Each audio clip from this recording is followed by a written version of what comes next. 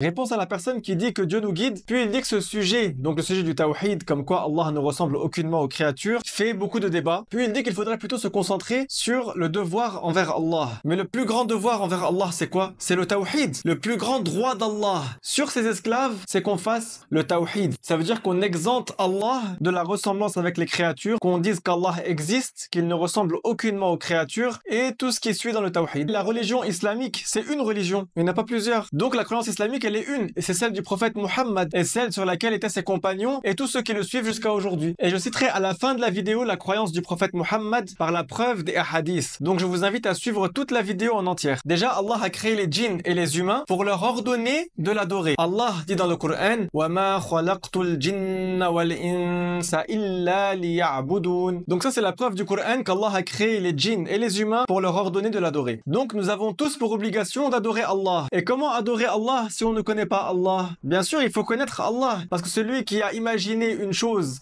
à qui il a attribué la divinité et il l'adore injustement, il n'a pas connu Allah, il n'a pas adoré Allah, et donc il n'est pas musulman. L'imam Al-Ghazali a dit La tasihhu al-ibada illa ba'da ma'rifati al-ma'bud. Sa parole signifie que l'adoration n'est valable que après avoir connu celui qui est adoré. Et comment on connaît Allah, celui qui mérite d'être adoré? En apprenant la science de la religion, en apprenant les attributs d'Allah, ce qui est digne de lui être attribué, les choses dont Allah est exempt. Exempter Allah des choses qui ne sont pas dignes de lui être attribuées. Le prophète alayhi salatu wassalam a dit Afdalul a'mali imanun billahi wa rasulih. Donc le prophète dit que la meilleure des œuvres, c'est la croyance en Allah et en son messager. Donc c'est la meilleure des œuvres, c'est meilleur que la prière, meilleur que la zakat, meilleur que de donner l'aumône. Attention, on ne dit pas que cela n'est pas important, ça a son importance. Mais le plus important et la priorité, c'est le tawhid, la bonne croyance. Parce que sans la bonne croyance, les actes d'adoration ne sont pas valables.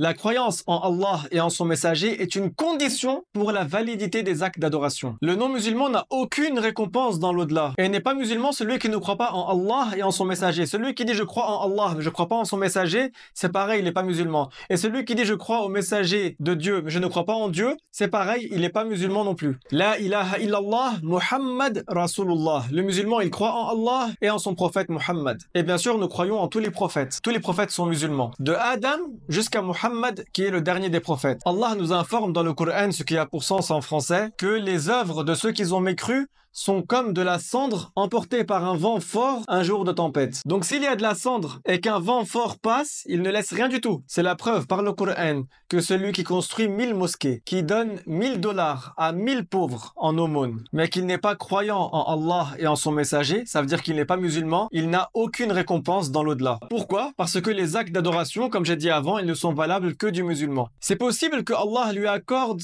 des bienfaits dans ce bas monde pour les choses qu'il a faites, comme par exemple s'il a construit une mosquée mais il n'est pas musulman, comme s'il a soigné des musulmans mais il n'est pas musulman, ou alors il a soigné des animaux, etc. Comme quoi, comme par exemple, ça se peut qu'Allah lui accorde une grande subsistance, la bonne santé. Mais dans l'au-delà, ça veut dire lorsque la personne va mourir, il n'a aucune récompense. Donc si une personne veut que dans l'au-delà elle ait des récompenses, c'est simple. Elle devient musulmane. Donc vous voyez l'importance de la croyance islamique, al-aqida as-sahiha. Donc c'est un sujet qui est très important. Certes, il y a des débats sur ce sujet-là, parce qu'il y a des égarés qui ne suivent pas la croyance du prophète Muhammad, qui ont interprété les textes du Coran qui sont soi-disant traduits en français par des significations qui ne sont pas dignes d'être attribuées à Allah, et c'est comme ça qu'ils se sont égarés. Il n'y a pas plusieurs croyances islamiques, mais plutôt plusieurs groupes qui sont égarés.